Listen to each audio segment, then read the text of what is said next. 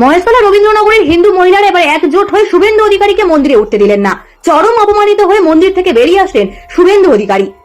ওনাকে মারবো বলে উনি আমাদের 100 দিনের টাকা আটকেছে, আমাদের আবাস যোজনার টাকা ধরে মিথ্যাবাদী চোর। দেখা যাচ্ছে শুভেন্দু অধিকারী গাড়ি যাচ্ছে এবং তার মধ্যে কিন্তু এখানে স্লোগান করা হচ্ছে। শুভেন্দু অধিকারী গাড়ি যাচ্ছে এবং ইতিমধ্যে কিন্তু এখানে স্লোগানও করা হচ্ছে। শুভেন্দু অধিকারী শিশির বাবু ছেলে চোর, শিশির বাবু ছেলে চোর। ধর্মের নামে রাজনীতি মেনে নেবে না ভারতবাসী। শুভেন্দু অধিকারীদের ঘৃণার রাজনীতি এবং বিভেদের আগুনে জল ঢাললো ব্রাহ্মণ সমাজ এবং সেনা কমান্ডোরা। 2026 সালে বাংলা দখলের স্বপ্নভঙ্গ হতে চলেছে বিজেপির। আলু পটল বেগুনের মতো যদি শুভেন্দু অধিকারী মনে করে হিন্দু ধর্মকে দাঁড়িপাল্লায় ওজন করে বিক্রি করবে, হিন্দুরা কিন্তু ঐক্যবদ্ধ হয়ে আছে, আপনাকে তুখর জবাব দেবে। একদিকে পবিত্র শঙ্করধ্বনি আর ফজরের আজানে নন্দীগ্রামের মানুষের ঘুম ভাঙে। আমি আবারও বলছি, রোদে পুড়তে রাজি আছি, জলে ভিজতে রাজি আছি, ঘাম ঝরাবো, রক্ত দেব। এই সংস্কৃতি এবং সম্প্রীতিকে আমাদের অটুট রাখতে হবে। গোরক্ষকের নামে শুধু মুসলিম, দলিত, আদিবাসী এদের বেছে বেছে খুন করবে, এদের অধিকারটা কে দিয়েছে? দিল্লির হোটেলে আগুন, আর সেই আগুনে নিজেদের জীবনকে বাজি রেখে ঝাঁপ দিয়ে প্রাণে বাঁচালেন একাধিক মানুষকে। কারা জানেন? 5 মুসলিম জেহাদি। এই জেহাদিদের নিয়ে পোস্ট করেছেন দিল্লির একজন বিজেপির বিধায়ক সতীশ উপপাধ্যায়। সত্যি ভাবতে অবাক লাগে। আসসালামু আলাইকুম দর্শক, শুভেন্দু অধিকারী নিজের ফাঁদে নিজেই পা দিয়েছে। হ্যাঁ দর্শক, আপনারা ঠিকই শুনেছেন। শুভেন্দু অধিকারী চেয়েছিল হিন্দু মুসলিম দাঙ্গা বাজিয়ে দিয়ে সে ক্ষমতার মসনদে টিকে থাকতে, কিন্তু শুভেন্দু অধিকারী জানে না, মানুষ যখন ক্ষিপ্ত হবে মানুষ তখন হিন্দু মুসলিম দেখবে না, জালিমকে মানুষ ক্ষমতার চেয়ার থেকে টেনে নামাবে। হ্যাঁ দর্শক, এবার তাই হয়েছে। এবার ভারতের হিন্দু মুসলিম শুভেন্দু অধিকারীর উপরে কঠিনভাবে ক্ষিপ্ত হয়েছে। দর্শক, বিস্তারিত গুরুত্বপূর্ণ তথ্য থাকছে পুরো ভিডিও জুড়ে। পুরো ভিডিওটি দেখলেই সবকিছু বুঝতে পারবেন ইনশাল্লাহ। সম্পূর্ণ ভিডিওটি দেখার জন্য সকলের কাছে বিনীতভাবে অনুরোধ রইল। তো দর্শক, চলুন বিস্তারিত দেখে আসি। মহেশতলা রবীন্দ্রনগরের হিন্দু মহিলারা এবার একজোট হয়ে শুভেন্দু অধিকারীকে মন্দিরে উঠতে দিলেন না। চরম অপমানিত হয়ে মন্দির থেকে বেরিয়ে আসলেন শুভেন্দু অধিকারী। ওনাকে মারবো বলে উনি আমাদের 100 দিনের টাকা আটকেছে, আমাদের আবাস যোজনার টাকা ধরে মিথ্যাবাদী চোর। দেখা যাচ্ছে শুভেন্দু অধিকারী গাড়ি যাচ্ছে এবং তার মধ্যে কিন্তু এখানে স্লোগান করা হচ্ছে। শুভেন্দু অধিকারী গাড়ি যাচ্ছে এবং ইতিমধ্যে কিন্তু এখানে স্লোগানও করা হচ্ছে।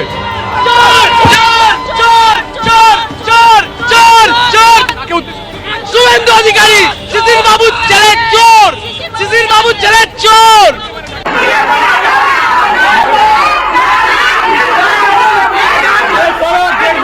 ঠিক এভাবেই পশ্চিম বাংলার বিজেপির ভণ্ড নেতা শুভেন্দু অধিকারীকে মন্দির থেকে বের করে দিলেন খোদ হিন্দু মহিলারা। এক পর্যায়ে হিন্দু মহিলাদের তাড়া খেয়ে দৌড়ে পালাতে বাধ্য হন শুভেন্দু অধিকারী। এর আগে মন্দিরে প্রবেশের সময় থেকেই তারা স্পষ্ট জানিয়ে দেন, এই বিতর্কিত নেতাকে কোনোভাবেই পবিত্র মন্দির প্রাঙ্গণে প্রবেশ করতে দেওয়া হবে না। শুভেন্দুর আগমনে ক্ষোভে ফেটে পড়েন স্থানীয় হিন্দু মহিলারা। তারা চরম অপমান ও তিরস্কারের মাধ্যমে বুঝিয়ে দেন, এই রাজ্যে ধর্মের নামে রাজনীতি আর বরদাস্ত করা হবে না। এই ঘটনায় প্রমাণিত হয় পশ্চিম বাংলার প্রগতিশীল ও ধর্মনিরপেক্ষ বাঙালিরা শুভেন্দু অধিকারীর হিন্দুত্ববাদী রাজনীতিকে ঘৃণা করেন। এখন হিন্দু হিন্দু ভাই ভাই বলতে বলতে কখন যে বাংলার মাটিতে এই যে যাদের চাকরিটা গেল, শুভেন্দু অধিকারী যাদের টাকা নিয়েছিল, তাদের মধ্যে কি কেউ হিন্দু ছিলেন না? ভারতবর্ষ সর্বধর্ম সমন্বয়ের দেশ। ওনার যদি আলাদা করে কোনো একটি ধর্মের রিপ্রেজেন্টেশন হতে হয়, ভারতবর্ষের বাইরে চলে যেতে পারে, কোনো সমস্যা নেই। জনগণের এই প্রতিক্রিয়া কেবল একটি মুহূর্ত নয়, এটি একটি প্রবণতা, একটি আন্দোলনের সূচনা। গোরক্ষকের নামে শুধু মুসলিম, দলিত, আদিবাসী এদের বেছে বেছে খুন করবে, এদের অধিকারটা কে দিয়েছে? আসলে আমি একটা কথাই বলবো, এটা তো নতুন ঘটনা না। 2014-তে যবে থেকে ভারতবর্ষের মাটিতে ক্ষমতায় এসেছেন ভারতীয় জনতা পার্টি, বিশেষ করে আমাদের মোদী সাহেব, তো তবে থেকে তো হিন্দু মুসলিম মন্দির, মসজিদ, টুপি, লুঙ্গি, দাড়ি এগুলো তো অ্যাভেলেবেল হচ্ছে। সব থেকে একটা কষ্ট লাগছে কি, যে সাবির মল্লিক সত্যিই সে ইসলাম ধর্মের মায়ের সন্তান, সে মুসলিম ধর্মে গ্রহণ করেছিল, তার ধর্ম তার মুসলিম ছিল, ইসলাম ধর্ম ছিল, সে একটা সাধারণ পরিবারের সন্তান ছিল। আজকে হরিয়ানাতে যেভাবে গোরক্ষকরা, আমি তো মনে করি যারা এই ধরনের গুন্ডাগিরি করে সমাজের বুকে করে, তারা কখনো যেন কোনো ধর্মের হতে পারে না, কোনো জাতের হতে পারে না, তারা কখনো যেন কোনো মানুষ হতে পারে না। একটাই তাদের টাইটেল, কিন্তু আমি মনে করি, শুধু না আমরা মনে করি, অমানুষ। আজকে সাবির মল্লিককে খুন হতে হলো কেন? তাকে বলা হলো যে তুই তো মুসলিম, তুই তো বিপ খাস, তোর এটাই তোর অপরাধ, আর তোকে আমরা কোনো রকম ভাবে এইখানে আমরা বিপ খেতে দেবো না। সব থেকে বড় কথা, আমরা তো স্বাধীন ভারতবর্ষের মাটিতে বাস করি। আমাদের স্বাধীন ভারতবর্ষের মাটিতে আমরা মাথা উঁচু করে বাঁচবো। আমরা কি খাবো, আমরা কি ড্রেস পরবো, পুরোটাই ডিপেন্ড করছে যার যার ব্যক্তিগত ব্যাপার। এখানে কে শিখিয়ে দেবে যে তুমি কি খাবে, তুমি কি খাবে না, তুমি কোন ড্রেস পরবে, কোন ড্রেস পরবে না, এইটা তো আমরা কখনো মেনে নিতে পারবো না। এছাড়া আর একটা ঘটনা দেখে সত্যি খুব কষ্ট লাগছে, আরিয়ান মিশ্রা যে তাকেও কিন্তু খুন করেছে, গুলির উপর গুলি করাছে, সেটাও কিন্তু গোরক্ষক বাহিনী করেছে। তাকে খুন করার পরে গোরক্ষক বাহিনীদেরকে যখন অ্যারেস্ট করেছে, তখন তারা কি একটা মেসেজ দিয়েছে যে আরে বাবা, আমরা তো জানতামই না যে আরিয়ান মিশ্র সে আছে হিন্দু, আমরা তো জানতাম মুসলিম, হিন্দুও আমরা জানতাম না, আমরা ভুল করেছি তাকে খুন করে। তাহলে আমরা কোন ভারতবর্ষের মাটিতে বাস করছি, আমরা কোন দেশে আছি, আমরা কোন দেশের মাটিতে আমরা এইভাবে আমরা বাস করছি যে টাইটেল দেখে, পদবি দেখে, ধর্ম দেখে, জাত দেখে মানুষকে বিচার করা হচ্ছে, মানুষকে খুন করা হচ্ছে। আর সবথেকে বড় কথা কি, যে আজকে যে বা যারা এই ধরনের অত্যাচার করছে দিনের উপর দিন, তাদেরকে নিশ্চয়ই আমি মনে করি তাদের পেছনে শক্তিশালী বড় মহান মানুষের হাত আছে। কারণ কাউরির সহযোগিতা ছাড়া, কাউরির হাত ছাড়া, কাউরির ক্ষমতা ছাড়া এদের কিন্তু ক্ষমতা হয় না। গোরক্ষক, তাদেরকে আমি কিন্তু ইনসাল্ট আমরা করবো না, আমরা করতেও পারি না, কিন্তু গোরক্ষকের নামে তাদের কিন্তু অধিকার দেয়নি সংবিধান, তাদেরকে কিন্তু ভারতবর্ষ অধিকার দেয়নি। ভারতবর্ষের জনগণ কিন্তু কখনো মেনে নেবে না যে তারা গোরক্ষকের নামে শুধু মুসলিম, দলিত, আদিবাসী এদের বেছে বেছে মানে খুন করবে। এদের অধিকারটা কে দিয়েছে? আমি একটা কথাই বলবো, ভারতীয় জনতা পার্টির যেসব নেতা নেত্রী যারা বাংলার মাটিতে বড় বড় কথা বলছে এই যে আরজি করের ঘটনা নিয়ে, যে আমরা কোন রাজ্যে বাস করছি, যে আমাদের রাজ্যে পশ্চিমবঙ্গতে মহিলাদের সুরক্ষা নেই, আমাদের যে ডাক্তার বোনটা তিলোত্তমার জন্য যে বিচারটা হচ্ছে, আমরা চাইছি যে বিচারটা, আমি তাদেরকে বলতে চাই, আমি মনে করি যে ভারতীয় জনতা পার্টির নেতা নেত্রী, মন্ত্রী এবং ভারতীয় জনতা পার্টিকে যারা সাপোর্ট করে তাদের অধিকার নেই এই আমাদের আরজিকার ঘটনাকে নিয়ে প্রতিবাদ করা। তাদের রাজ্যগুলো আগে দেখুক। আজকে মুসলিম বলে সে রাস্তায় হাঁটতে পারবে না, মুসলিম বলে সে মাথা উঁচু করে কথা বলতে পারবে না, মুসলিম বলে নামাজ পড়তে পারবে না, মুসলিম বলে সে কোনো রকম ভাবে বন্ধু বান্ধবের সঙ্গে মিশতে পারবে না, মুসলিম বলে সে কোনো রকম তার কি কোনো অধিকার নেই। যে ভারতবর্ষের মাটিতে হিন্দু, মুসলিম, শিখ, ইসাই, জৈন, বৌদ্ধ অল কমিউনিটির মানুষ আমরা বাস করি, এটা হচ্ছে ধর্ম নিরপেক্ষ দেশ। কিন্তু সেই দেশে এখন যা পরিস্থিতি, 2014 থেকেই এই ভ্যাকসিনটা দেওয়া হয়েছে। তবে আমি মনে করি যারা সুশীল সমাজের মানুষ, যারা শুভবুদ্ধি মানুষ, যারা সত্যি এই মাটিটাকে ভালোবাসে, তারা কখনোর জন্য হিন্দু, মুসলিম, এই ছোট জাত, বড় জাত, মন্দির, মসজিদ এইগুলোকে ডিভাইডেড করে একদম পছন্দ করবেন বা করতে দেবে না।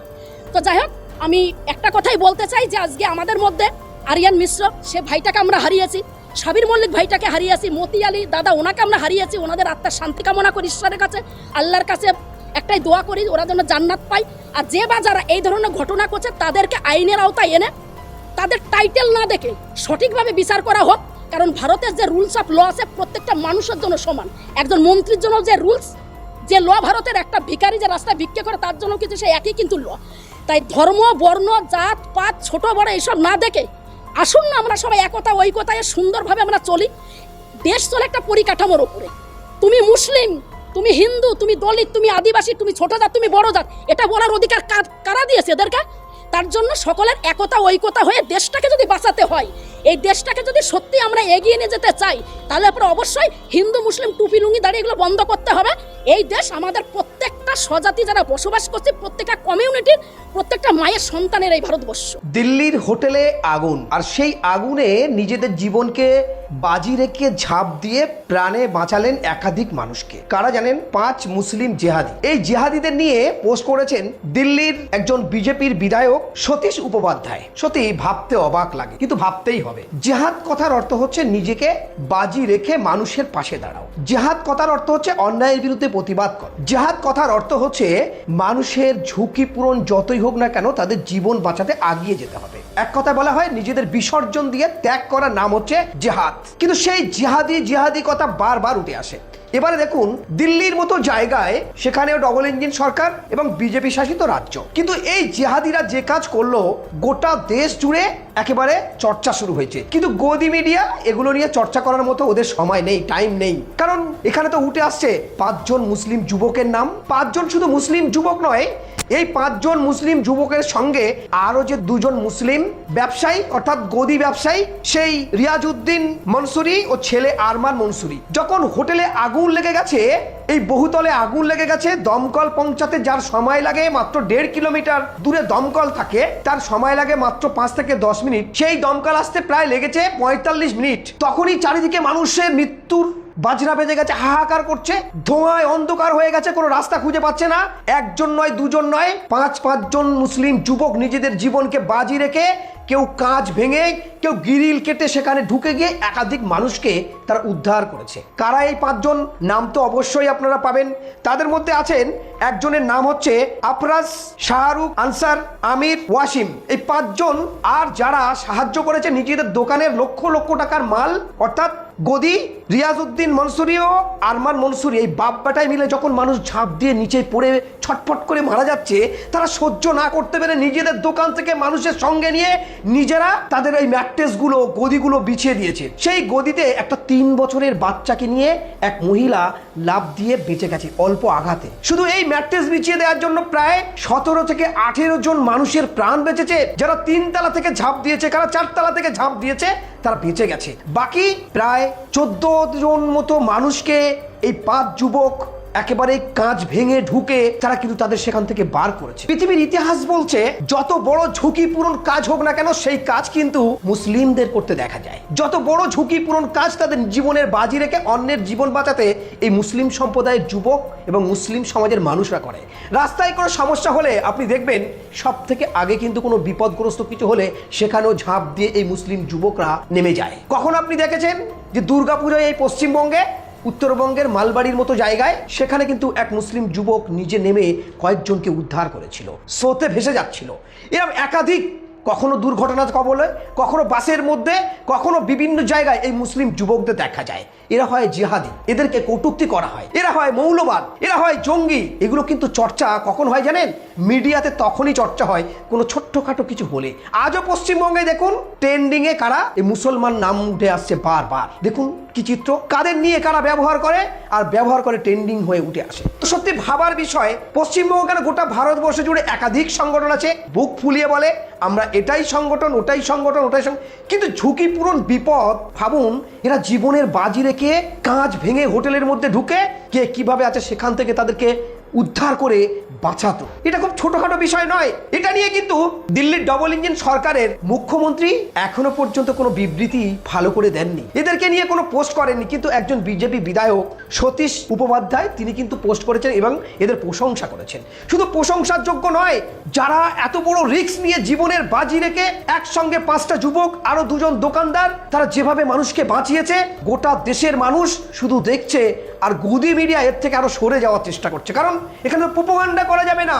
আর দেশের প্রধানমন্ত্রী বলুন আর রাষ্ট্রপতি বলুন, অবশ্যই তাদের উচিত ছিল এই সমস্ত মানুষ যারা মানুষের জন্য কাজ করে, মানুষের পাশে দাঁড়ায়, বিপদে পাশে দাঁড়ায়, তাদের পাশে কিন্তু যদি একটু শুভেচ্ছা বার্তা দেয়, একটু প্রশংসা করে, আরো গর্বিত হয়। কারণ করলে তো ধরা পড়ে যাবে কারা জঙ্গি, কারা জেহাদি, কারা মৌলবাদ। এ কথা বলা আর তো তার দলের কর্মী বা সমর্থক তারা তো বলতে পারবে না। আপনি যার উপকার করুন না কেন, সর্বসময় আপনাকে শুনতে হবে জেহাদি, মৌলবাদ। কিন্তু ভারতবর্ষের ইতিহাস দেখুন, কোনো দিনের জন্য কিন্তু হিন্দু আর মুসলমানদের মধ্যে বড় ফারাক ছিল না। ফারাক কিন্তু এক শ্রেণিক মিডিয়া, গদি মিডিয়া তারাই করে বেড়ায়, আর এক শ্রেণিক রাজনীতিকবিদ তাদের স্বার্থকে চরিতার্থ করার জন্য তারা এটাই করে বেড়ায়। ভাবুন দেখি, এই যুবকরা যখন এই ধোঁয়া অন্ধকার আচ্ছন্ন হয়ে গেছে, মানুষ আর্তনাদ করছে, চিৎকার করছে, বাঁচার জন্য লাভ মারছে, তখন গদি ব্যবসায়ীরা গদি নিয়ে ওখানে কিন্তু পেতে দিয়েছিল, বাঁচুক মানুষ, মানবতা বাঁচুক। অপরদিকে যুবকরাও চলে গেছিল, কারণ মানবতা বাঁচুক, মানুষের জীবন বাঁচাতে হবে। তাই আসুন না আমরা সবাই মিলে হিংসা, বিদ্বেষ আর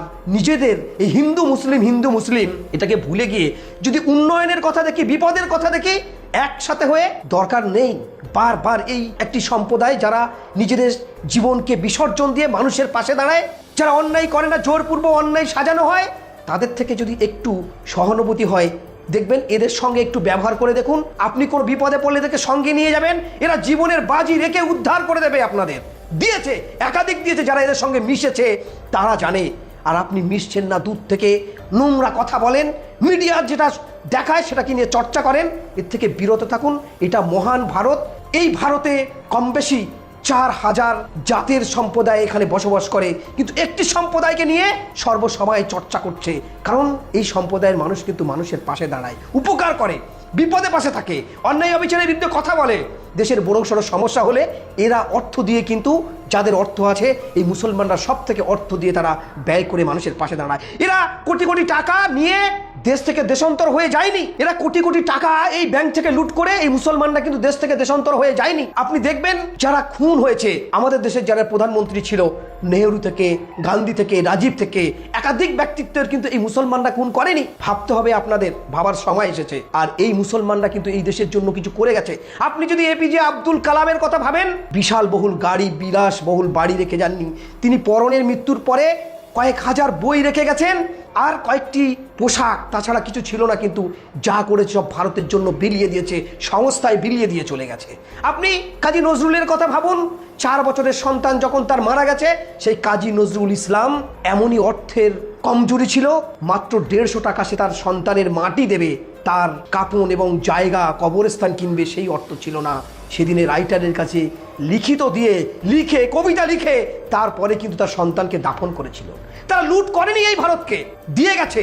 মোগলরাও যদি বলেন, এরা লুট করে নিয়ে যায়নি। মোগলরা এখানে হিরে, মণি, মুক্ত, সোনা, গয়না পুরো সাজিয়ে রেখে দিয়ে গেছে। আর এই মুসলমানদের বারবার শুনতে হয় এরা মৌলবাদ, জিহাদি, জঙ্গি।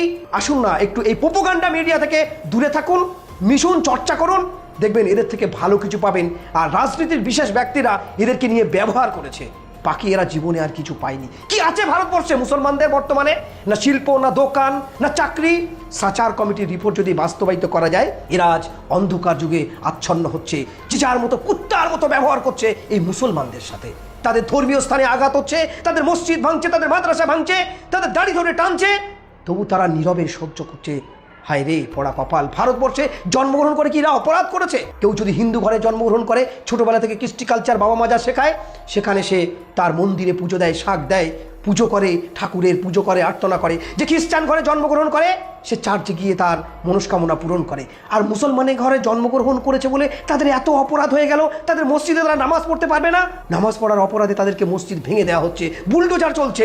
এ কোন ভারত যেখানে 4000 জাতের মানুষ বাস করে, সেখানে একটি গোষ্ঠীর উপরে কেন এই সম্প্রদায়ের উপরে এত হিংসা, বিদ্বেষ, প্রোপাগান্ডা ছড়ানো হচ্ছে? আসুন না আমরা সেটাকে একবার তুলিয়ে দেখি, মিশে দেখি। দর্শক, শুভেন্দু অধিকারী ক্ষমতা আসার পরেই একের পর এক মুসলিমদের উপরে জুলুম করতে শুরু করেছে। সে ভেবেছে এই করেই মনে হয় সে ভালো থাকতে পারবে, কিন্তু সে জানে না আল্লাহ ছাড় দেন কিন্তু ছেড়ে দেন না। এমন এক সময় আসবে শুভেন্দু অধিকারীর পালানোর জন্য পথ খুঁজে পাবে না। হ্যাঁ, আপনারা ঠিকই শুনেছেন, বেশি দিন নাই আর সেই দিনের। খুব তাড়াতাড়ি দেখবেন ভারতের হিন্দুরাই শুভেন্দু অধিকারীকে গণধোলাই দিচ্ছে। তো যাই হোক, আল্লাহ সুবহানাহু ওয়া তাআলা যেন বিশ্বের মুসলিমদেরকে হেফাজত করেন, আমিন আমিন। তো দর্শক, আজকের এই ভিডিওটি এ পর্যন্তই। আজকের এই ভিডিওটি ভালো লাগলে লাইক এবং শেয়ার করে দিয়েন। আর হ্যাঁ, নিত্য নতুন আপডেট ভিডিও পেতে চ্যানেলটি সাবস্ক্রাইব করতে ভুলবেন না। দেখা হবে নতুন ভিডিওতে। আসসালামু আলাইকুম ওয়া রাহমাতুল্লাহ।